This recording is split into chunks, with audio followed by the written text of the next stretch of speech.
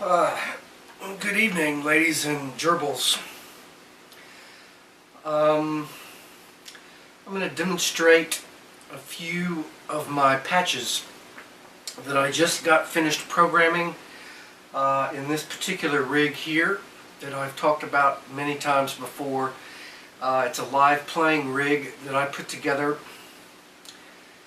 as far back as the late 1990s, so I would say from maybe 1998, 99, 2000, 2001.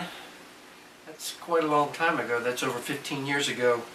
This 2-keyboard rig and this rack I put together as my main gig rig because I was playing in a hip-hop and R&B band, and I found out that you can't use a piano in a hip-hop band because it doesn't work.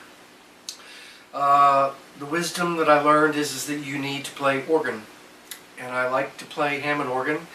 I have a Hammond A100 sitting right inside the den in there with a Leslie 145 cabinet with a 122 Leslie amplifier, which is a low impedance 2-channel, better quality than the 147 amp or the 145. So one of the tasks was to be able to produce organ like you play a real Hammond with 2 manuals, and I was able to achieve that. And the way that I was able to do that was by using the gray matter expansion board in my Yamaha DX7 2FD. That's my bottom controller, Yamaha DX7 2FD floppy disk, although I don't think the floppy disk works now. It probably would need a new belt. Anyway, it's an old board, I'm sure you guys know. It's vintage, but still, it's original frequency modulation synthesis. It's a lovely keyboard. I like it a lot. The big difference over the normal Yamaha DX7 is you can layer 2 sounds on top of each other, and you can also split the keyboard. And I use the layering function often. All of my presets in the DX7 are layered patches. 2 different sounds played at the same time. Anyway, the addition of the gray matter expansion board quadruples your memory. So instead of 1 bank of 32 performances, you have 4 banks of 32 performances. And instead of 64 single patches in 1 bank, you have 4 banks of 64 single patches. It gives you a built-in sequencer and an arpeggiator, but best of all, it gives you a much augmented MIDI controller ability. You can split the keyboard into 8 different zones and transmit on a different MIDI channel on each one of those zones. Anyway, I didn't need to use all of that. All I needed to do was to split the Yamaha DX7 keyboard in 2 and have it transmit on the upper on MIDI channel 2 and the lower on MIDI channel 3, so that I could trigger all 3 polyphonic voices in this Oberheim OB3 squared. Sorry, I'm having trouble speaking. I don't know why. The OB3 squared has drawbars. Normally, this rack, it sits beside me on the ground, and the Oberheim sits on top so that I can get in there and change presets and tweak the drawbars around. But for programming purposes, I had to set this rack up here because I had to reprogram my MIDI-controlled patch bay, because all of my programming of this rig got wiped out in one fell swoop of lightning. Even after I had already replaced the battery in that MIDI-controlled patch bay and completely reprogrammed it, and several weeks later, boom, gone. So luckily I had another MIDI programmable patch bay, which is this MX8, and I changed the battery in it, and I reprogrammed this entire rig from scratch, which has been a time-consuming process. Anyway, to get my primary goal was to play organ. So I have the bottom keyboard split. I turn global MIDI transmit off, and then I let the gray matter engine send MIDI channel 3 for my bass, left-hand bass sound, MIDI channel 2 for my lower manual of the organ, like you play 2 manuals on the B3. On the B3, when you kick left-hand bass, you use the same sound. You just play the bottom part for bass and comp on the upper part of that same sound. On this rig, I have 2 different sounds. So I have my bass sound.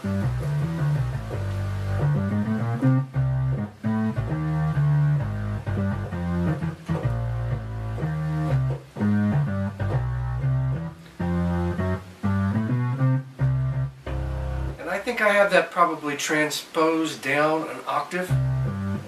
I'm sure I do. And I have 2 complete octaves in the key of C. Before here, it goes to my lower manual preset.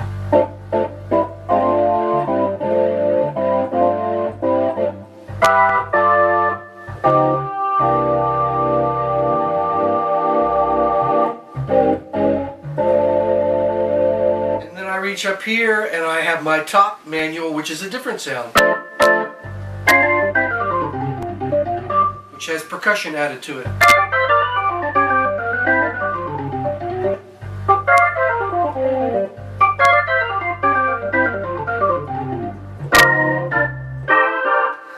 And I'm just now kind of tweaking this setup to get comfortable now that I've gotten pretty much most of the programming, most of the patches back into the rig. So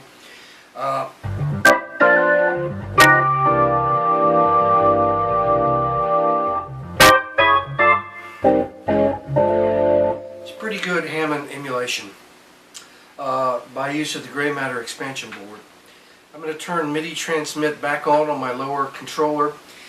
Now the way that I've got this set up is that when I hit a program on the DX7, I have 32 performances, 32 dedicated buttons down here on the bottom. I was going to show you that, but it's more important that I want to demonstrate the sounds. 32 buttons that are black with numbers on them that are very big, 1 through 32, so they're very easy to see.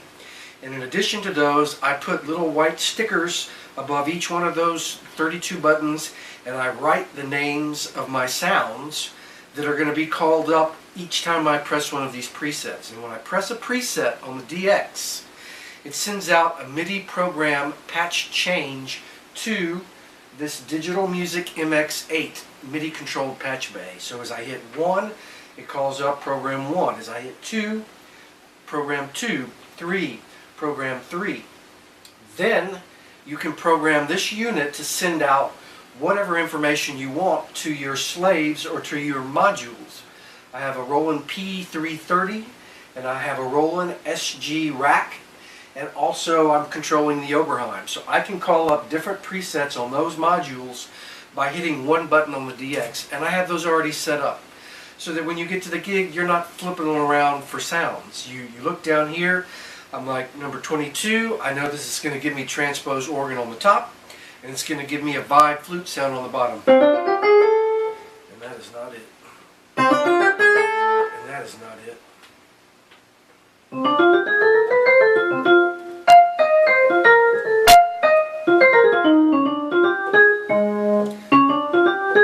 So that's a vibes and a road sound.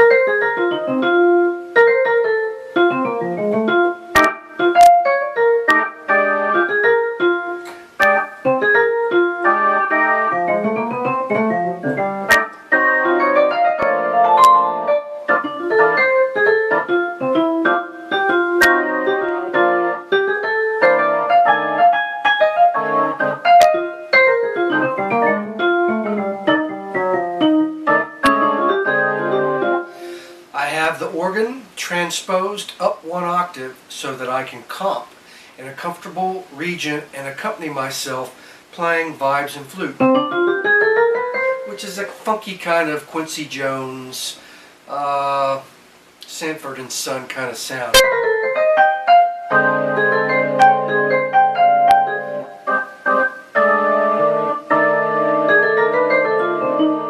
And a little, mod, I call this kind of mod. It's a pretty funky R&B kind of organ sound. That's number 22. I just hit the button, my sounds are there. I control the volume of this Yamaha MX61, which is acting only as a controller. I have a Yamaha expression pedal, volume pedal plugged into this keyboard, which will send volume commands to the Oberheim, the PT330, and the SG rack. So that I control that volume with my foot, the same way that when you play organ you use that controller for your volume. I control the volumes on the DX7 from control slider number 1, which is a normal MIDI 7 volume controller that goes out. So that's how I set the volumes. If I hit 21, I get a similar sound on the bottom, which is vibes and flute.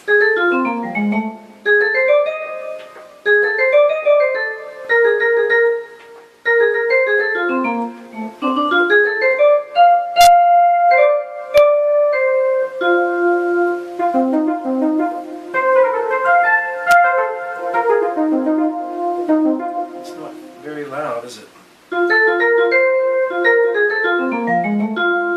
So, vibes and Rhodes and vibes and flute.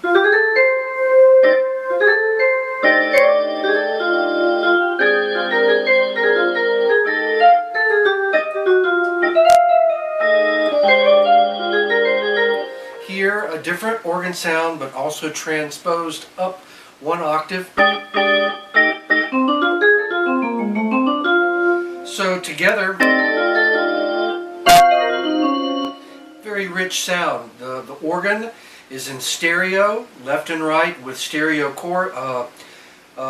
Leslie emulation is in stereo.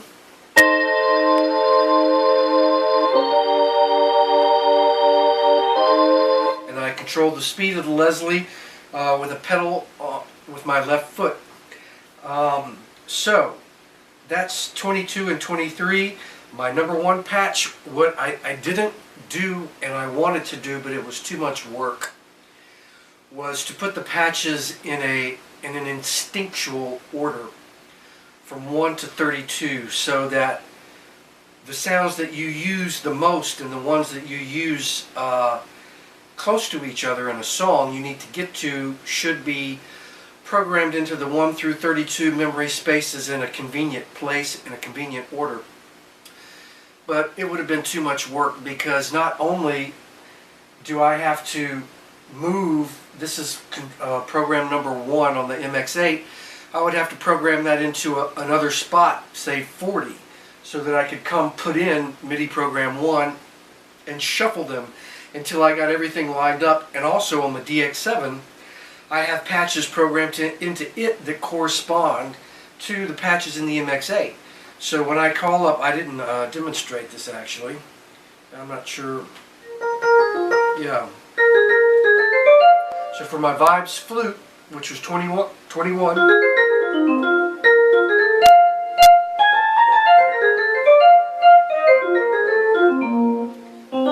I got a DX7 sound underneath.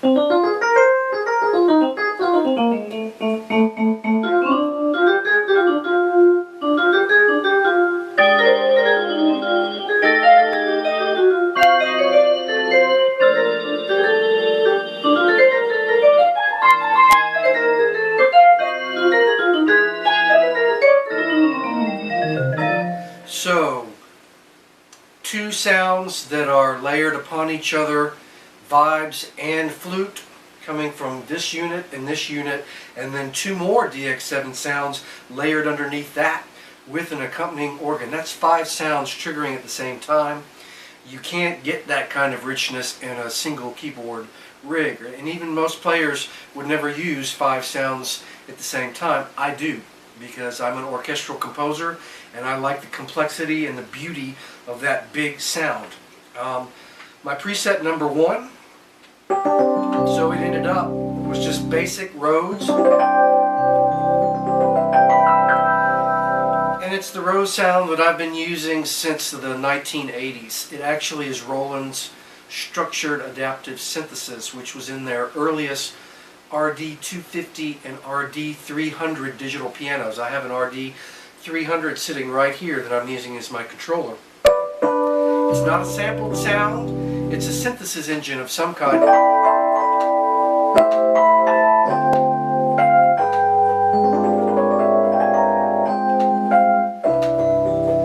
It's coming out of the Roland P330, which is a very kind of undisclosed and unknown module that does a very, very good job at not very expensive cost.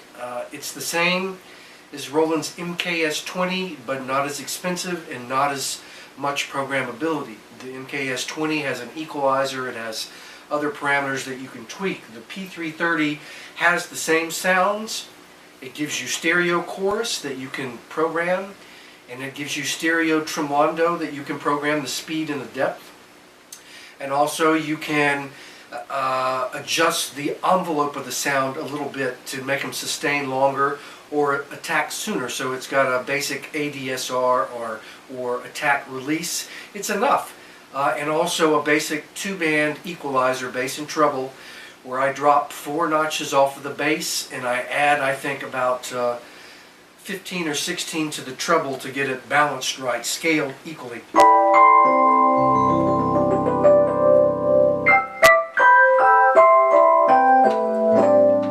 It's a beautiful sound.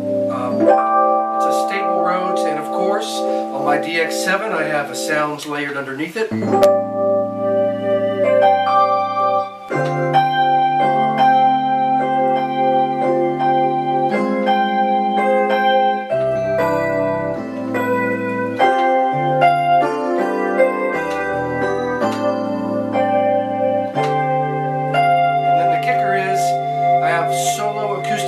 Up on the top.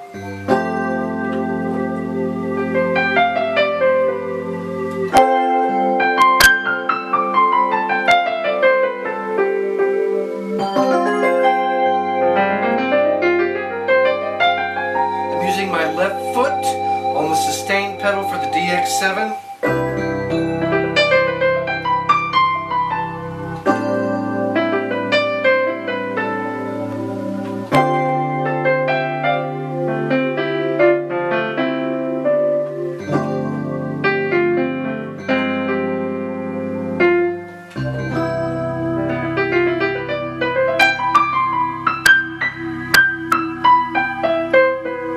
Still getting used to this Yamaha MX61.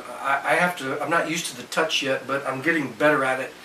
Now that I've done all this fucking programming, that I can just think about playing the sounds and playing the gig again and being musical. It's been a long time coming, keeping this rig together.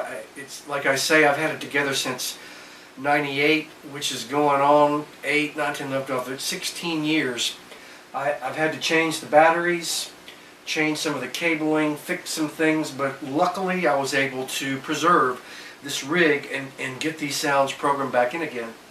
I have a new battery in the P330. I did that just a few days ago. A new battery in the MX8, and I want to put a new battery in my SG rack, but evidently it will give you a low battery warning whenever the battery starts to go so that you'll have time. It's soldered to the circuit board, so it's going to be a little bit more of an effort to have that battery. I can change most of these batteries. If you take the unit out and take a few screws out, the top of the module comes off. And often there's a battery holder in there that you just pop a CR2232 little silver dime battery into the container. You turn the unit on so that it keeps your programs, and then you take the battery out and you put the new one in. But on the SG rack, it's soldered in there. And I don't quite know how to do that yet, but luckily enough, I've written all of this programming down. So if you can see, these are all my patches, and it shows you the name of the patch in the MX8. Number 1 is Rhodes and solo piano written here. It tells me which patch in the P330 I'm using. That's 27. It tells me which patch in the SG rack I'm using. That's D1, and the name of that is Symphonic. And then I come over here and I have both of my Yamaha DX7 sounds also written down. So everything is preserved in writing. So if I lose it, I can go back and I can reprogram this stuff. Now, you're probably asking, why not use a an editor librarian for the computer. Well, I have Unison from Mark of the Unicorn to be able to program and save your sounds of your keyboards and tone modules, but there's no profile for the SG rack and there's no profile for the P330, so it's just easier. The programming on both those units is very basic. It's not involved synthesis. And luckily, when the battery died on my DX7 II, which was not that long ago, I lost, obviously you lose all your sounds. My oldest Macintosh computer, a Power Mac, with a G3 accelerator card that I used to record all of my CD project recordings, running system 8.5. I had all of my DX7 sounds stored on that computer in two different programs, in Galaxy and also in Unison. And luckily, before that computer died, I had two hard drives that were both mirrors of each other with the system and digital performer and Unison installed on both hard drives. And one hard drive died and I had to put the other one in there, and luckily the systems came back up. But right before that first hard drive died, I was able to dump the patches back into the DX7 II, which was a miracle. Because it has the gray matter expansion board, there are parameters there that are not addressed by the program. So you have to get in there and by hand and punch the parameters back up to get the sounds to play, which took a lot of work to do that too, but I was able to get my sounds back. I got 4 banks of sounds and 32 banks of programs back into the DX7. It was a miracle. And also into my TX802, which is the rack equivalent of the DX7 II. So I have a rack mounted unit over there, 2 spaces, that makes the same sounds as the DX7. So it was a miracle that I took the DX7 apart and I took the circuit board over to the repair guy and said, will you please solder this battery on, because he didn't want to do the work because he was afraid that I would be angry because I had lost the patches. Well, I knew I had lost the patches and I knew I had them on the computer, but before he would do it, I had to disassemble the DX, take the circuit board out, unplug it, take it over there and go, please change my battery. It shows you that I was very dedicated to getting this rig back up. Anyway, so batteries are mostly changed. My Core DS8, which I was using as the top controller, also got damaged with the lightning strike. I believe that it was the MIDI implementation, the MIDI in and out. Jacks did get fried, and I'm going to take that and try to get that fixed because I like the action of that keyboard better than I do the MX61, although I'm getting used to it. Anyway, here's patch number 4. This is just acoustic piano.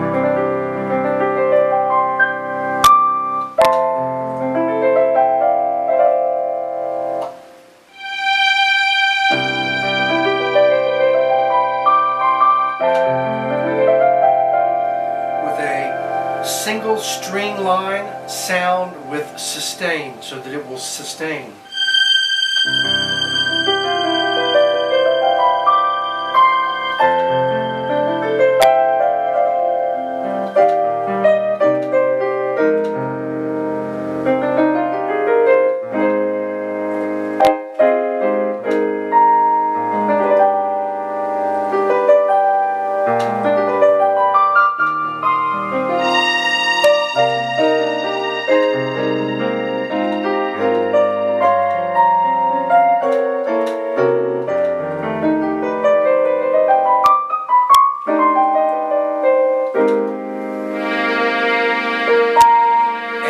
Quickly.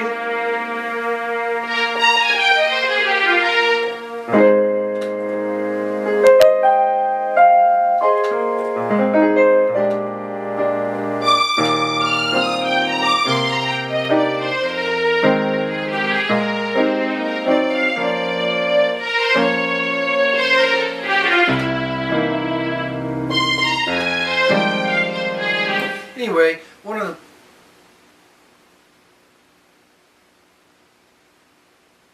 the basic patches that you use on a gig is acoustic piano.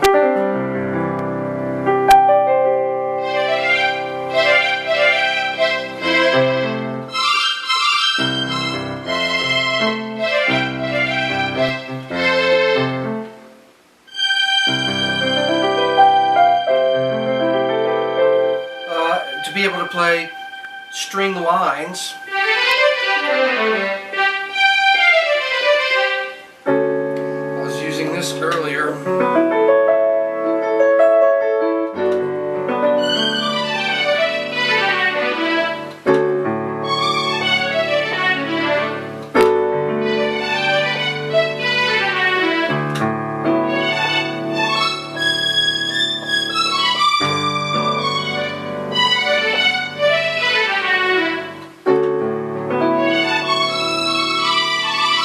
The ironic thing about this is that I have other videos up on YouTube of this rig when it still worked originally.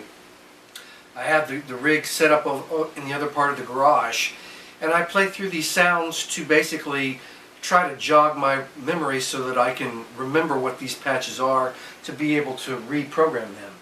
I have a funky sound here that splits one piano sound over two keyboards.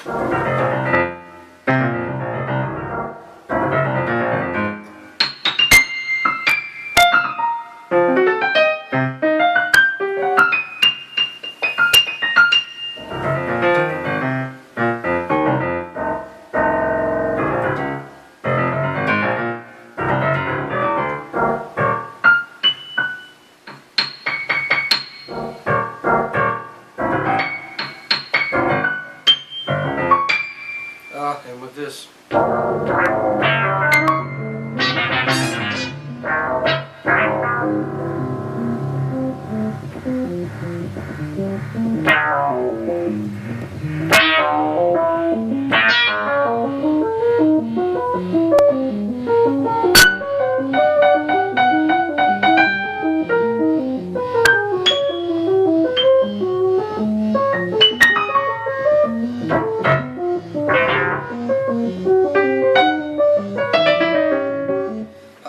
That's a favorite one, and that is an avant-garde sound. Here's basically your Kenny James asshole dickhead of the year.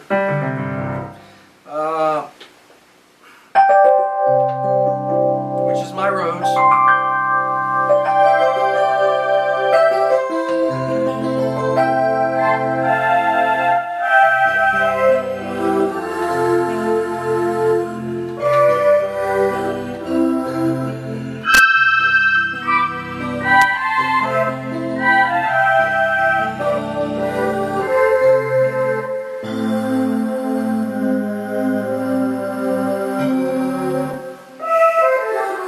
That's a vocal sound, breath vox coming out of the SG rack. I've got my program switches. The buttons on the DX7 are a little persnickety because they haven't been used that much.